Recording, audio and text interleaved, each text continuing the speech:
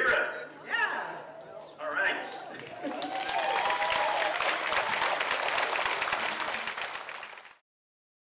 The film started directly after they had won the Oscar, and they were just about to embark on sort of this epic journey across America and across Europe. And they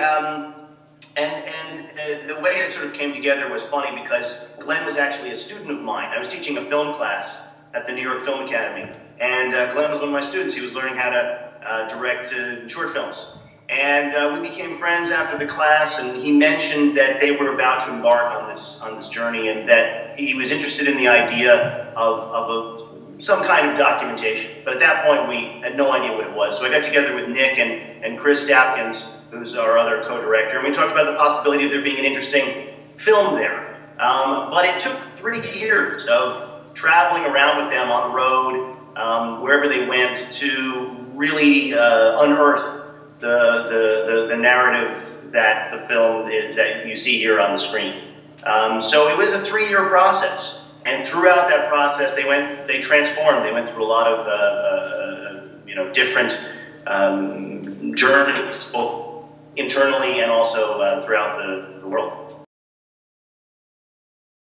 It's funny, it was never really a question from the very beginning. Glenn initially wanted to, he had sort of a dream of shooting this on film.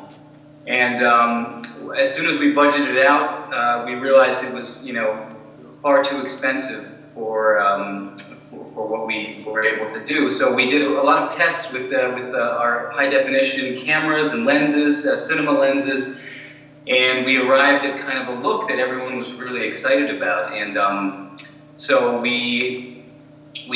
it was never a question of doing it in color or not. It was sort of always black and white. It ended up serving the purpose, as Carlo said, it was shot over 3 years, and it really served us well in the editing room when we had to sort of condense that into an hour-and-a-half film that is essentially a linear narrative, So, and Chris did all kinds of things. Basically the film was shot with more or less one lens. There was very, very little zooming. It was primarily done on a 50mm lens, which is, it sees the world in the same way that the human eye does. So all of those scenes were kind of, the scene at the cafe, 3/4 of the way through the film, we're sitting like, a foot away from them. So it was sort of the restriction of the black and white and of these lenses ended up, I think, sort of making the film, giving it sort of unique and personal and up-close feel. So it ended up, we were all very happy with it. And there was another reason too, which was that, Once was kind of a narrative film that had a documentary feel to it. The aesthetic of Once kind of feels like a documentary. So we were interested in the idea of making a documentary that had the aesthetic of a narrative film. And black and white and using the cinema lenses kind of added to that. So even though everything in the film is kind of cinema verite and all documentary, we wanted it to feel a little bit like a fiction film, or at least look like one. What life were you referring to exactly?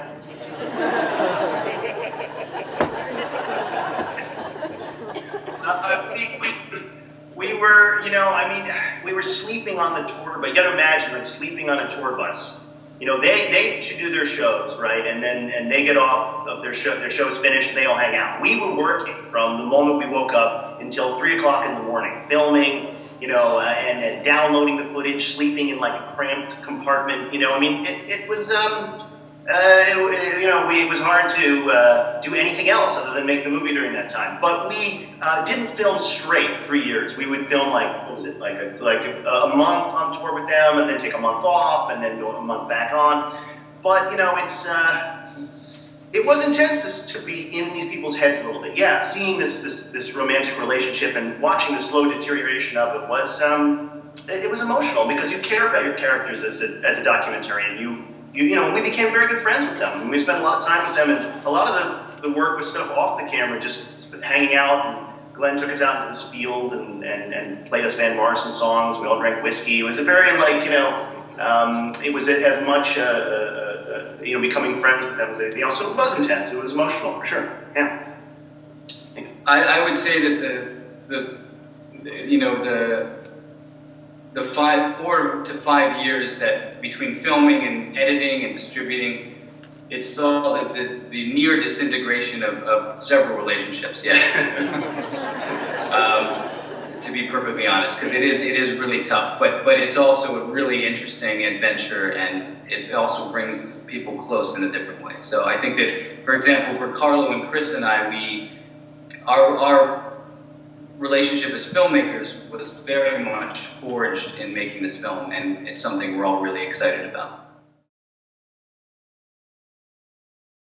Yeah, it was a long process of basically, I mean, when we first started filming, we wanted to do this very cinema verite thing where we really wouldn't even ask them, you know, what they were doing. We would just show up and sort of hang out and film them.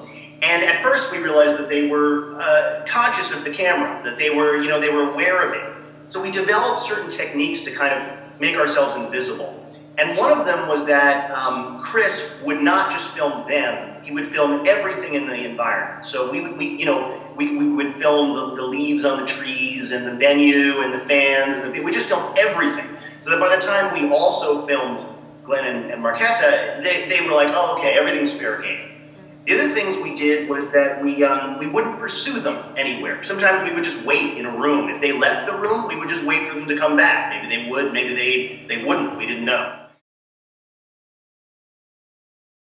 There was, and it's interesting. We often get asked this question, and she, you know, to be perfectly fair, for the first probably third of the documentary, I think she very much felt like she was doing it for Glenn. You know, I don't know if she was as excited to be a part of it as he was. Just because, as you can see from the film, she's a very private person, and she was also younger than him, and I think she was trying to work out her relationship to this kind of sudden fame in her own way, and that was distinguished from him, and she wanted to have her own experience, and not necessarily, you know, the world was already kind of really scrutinizing them as a couple, and I think that she was not necessarily as excited to have more of that, you know. Whereas in a way, Glenn is a more seasoned kind of entertainer, so to speak, and that he's been doing it for so long.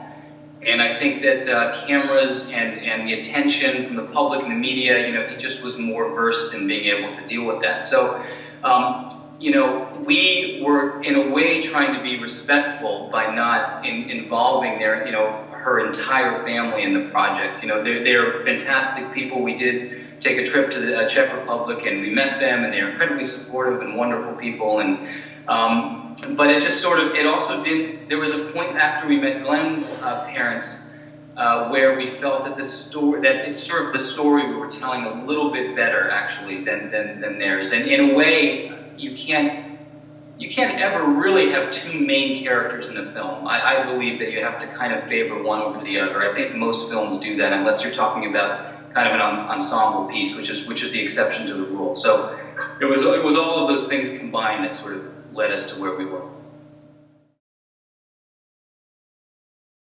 We didn't direct this at all. So, I mean, we directed it in the sense that you direct a documentary, but we never said to Glenn, walk over there, do that, sit there, say that, pick up that object. We never said anything to him. Sometimes he would get nervous because we'd just be standing there in the field, not doing anything, you know, and he'd occasionally look at the camera and be like, how you guys doing? But no, I mean, he just did whatever we did not, you know. But, you know, sometimes you look through the camera and you see something and you kind of nudge, you know, each other and say, that looks like a nice shot, secretly to each other. But no, you know, but that field is an unusual field, actually. You know. That whole day kind of dipped in and out of a day of kind of friends just hanging out together, and then occasionally the camera came out, which was this really strange balance we had to strike all the time. So it started where it was kind of literally just, you know, there's all these incredible sort of, there's stories and folklore about that particular place. It's also where Guinness is buried. It's where his grave is. Arthur Guinness. Yeah. Arthur Guinness. And so he was kind of showing us that and giving us the tour of this place, which I think was a part of his childhood. And then we kind of would just sort of trail off, and, you know, he would do his own thing, and we would film, and we eventually met him in that hole in the ground. and he played a whole series of Van Morrison songs, and told us some incredible stories, and we drank a lot of whiskey together, and none of that is on film, of course. So it was a lot of, that was the sort of interesting, it sums up the kind of strange balance that it was of friendship and of kind of filmmaker subject with very serious boundaries.